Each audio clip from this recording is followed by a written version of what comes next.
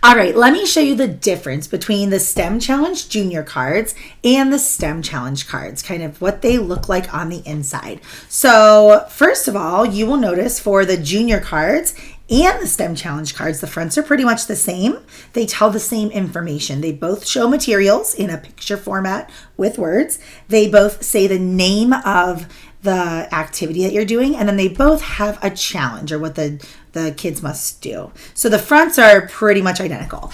The back is where the information differs a lot. So for the younger kids, there's always a did you know fact at the bottom.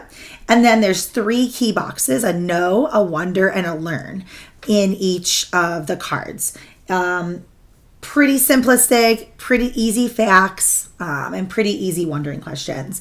The older kids, it does go into STEAM versus STEM, and it gives you a question or a part of the activity to do for each of the letters of STEAM.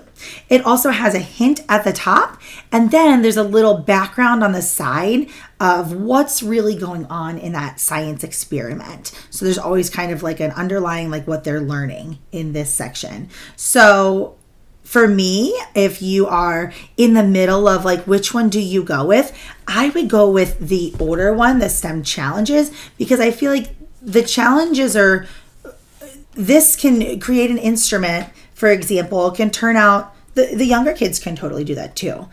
They just might not understand all the stuff on the back, and you might have to explain it a little more, but I would definitely lean towards the older one if you're kind of like, oh, I teach, it's 2nd grade, but I'm not sure, go with the older one. If you are preschool, kindergarten, and first, I would definitely go with the younger one for sure. So that's the difference between the 2 cards. I hope that's helpful when deciding what kit to go with.